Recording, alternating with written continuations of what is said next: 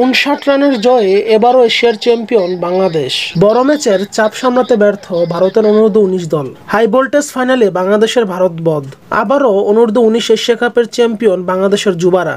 মাত্র 198 রানের পুঁজি নিয়ে ডিফেন্ডিং চ্যাম্পিয়ন বাংলাদেশ শিরোপা ধরে রাখল দাপটের সাথে। এসিসি অনূর্ধ্ব-19 এশিয়া কাপের ফাইনালে বাংলাদেশ জিতেছে 59 রানে।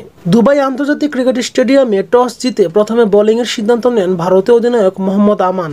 কালাম সিদ্দিকী 16 বলে 1 রান করে সাজঘরে ফিরলে বাংলাদেশ দল চাপে পড়ে যায়। অধিনায়ক আজিজুল হাকিম তামিম ও জাওয়াদ আবরারও থিতু হতে পারেননি।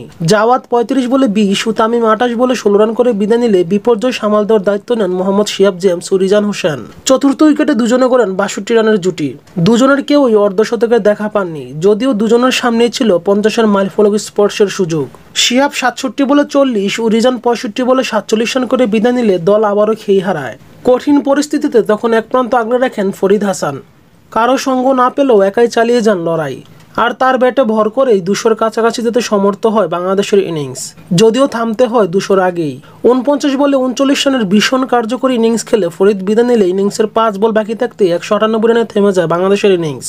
199 রানের টার্গেটে জবাব দিতে নেমে ভারত দেখে শুনে শুরু করার চেষ্টা করলেও বাংলাদেশের নিয়ন্ত্রিত বোলিংয়ের সামনে দ্রুতই খেয়ে হারিয়ে ফেলে ভারত।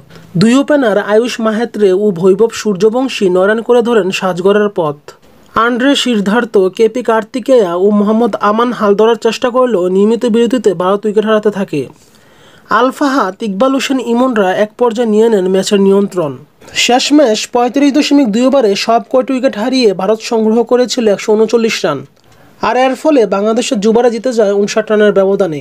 টানা দ্বিতীয়বারের মতো যুব এশিয়া কাপের শিরোপা জিতল বাংলাদেশ।